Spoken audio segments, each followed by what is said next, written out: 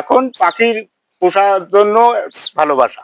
সম্মানিত দর্শক মণ্ডলী, কত ঘটনা কত জায়গায় ঘটে যাচ্ছে, বিশেষ করে এক ব্যতিক্রমী ঘটনা আপনাদের জানানোর চেষ্টা করছি।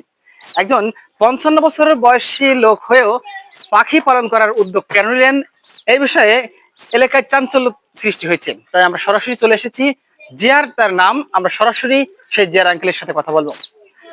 আঙ্কেল, আসসালামু আলাইকুম। ওয়ালাইকুম আসসালাম। কেমন আছেন আপনি? ভালো।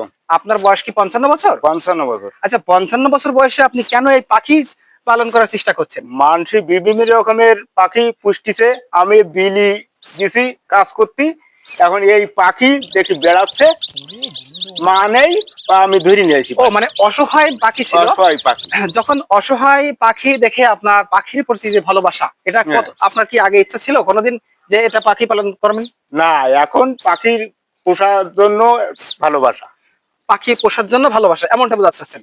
দর্শক বন্ধুরা, হয়তোবা আজ ছোটবেলা থেকেই তার পাখির প্রতি আগ্রহ বেশি, ভালোবাসা বেশি, তার জন্য নতুন করে পাখি কিন্তু তার অসহায় মা হারা পাখি দেখে কিন্তু নিয়ে চলে আসছেন। এই কারণে আমরা দেখতে পাচ্ছি 4টে বাচ্চা। আচ্ছা, এখানে 4টাই ছিল না আরো বেশি ছিল? 4টি ছিল। 4টাই ছিল। আচ্ছা, এর মা ছিল না? না। আচ্ছা, মা না থাকায় তো আপনার বয়স তো দেখছি অনেক, বিশেষ করে 55 বছরের মানুষ, অনেক বয়স্ক মানুষ, তারপরে আপনি পাখির প্রতি এত ভালোবাসা কেন? ছোটবেলায় কি এমন ছিল? ছোট থাকায় পাখির পুষ্টি চাইলাম, সেটা সে সময় আর পোষা হয়নি। ও আচ্ছা, আর এখন একটু চাহিদা বাড়ি গেছে। ও আচ্ছা আচ্ছা। দর্শক বন্ধুরা, বর্তমান সময়ে পাখি চাষ ব্যাপক জনপ্রিয়তা লাভ পেয়েছে। তবে পাখি বিভিন্ন ভাবে বাড়ির সৌন্দর্য বৃদ্ধির জন্য, আবার কেউ তার ব্যবসার উন্নতির প্রসারের জন্য পাখি চাষ করে থাকেন। আপনারা কখনো কি পাখি চাষ করেছেন কিংবা পালন করেছেন?